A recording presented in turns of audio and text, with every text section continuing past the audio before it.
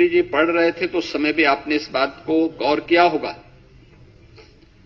कि बजट में जो हमारी एफआरबीएम की सीमा है, यानी पिछले 9 वर्ष में ये हमारी सरकार का 10वां बजट है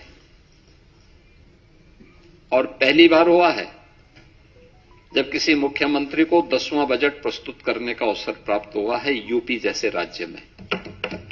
इससे पहले कभी नहीं हुआ। दूसरा है कि इन 9 वर्षों में एक भी टैक्स नहीं लगाया गया।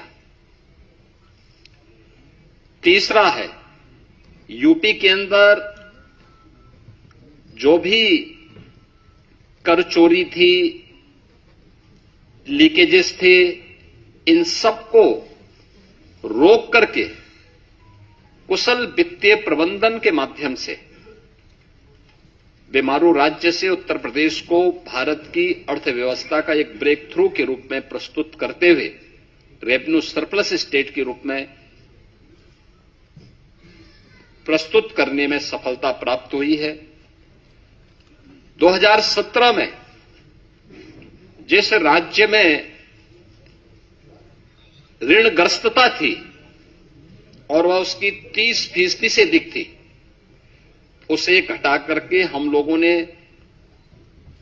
अगले ही 2-3 वर्षों के अंदर 27% में लाने में सफलता प्राप्त की थी। लेकिन 3 वर्ष का जो कोविड कालखंड था, इसके कारण यह सीमा बढ़ी थी। हम इसे फिर से 27% में लाने में सफल हुए हैं और हमारा इस वित्तीय वर्ष में यह लक्ष्य है कि हम इसको 23% तक लेके आ जाएं। यानी जो रिजर्व बैंक ने तय किया है कि किसी भी राज्य की जो कुल जीएसडीपी होगी उसकी 30% से अधिक ऋण उस पर नहीं होना चाहिए। उत्तर प्रदेश देश के उन राज्यों में है जिस राज्य के पास जो भी एफआरबीएम की सीमा तय की गई है उसके अधीन उत्तर प्रदेश ने अपने वित्तीय प्रबंधन को रखा है और उत्तर प्रदेश की ऋणग्रस्तता उसी के अधीन उत्तर प्रदेश के अंदर देखने को मिल रही है।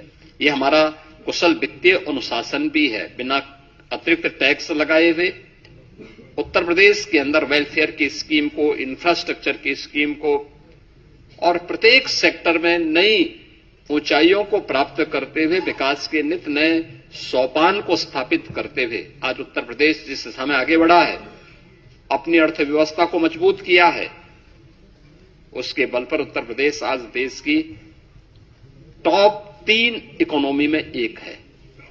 देश की जो टॉप 3 इकोनॉमी है उनमें से उत्तर प्रदेश की एक है।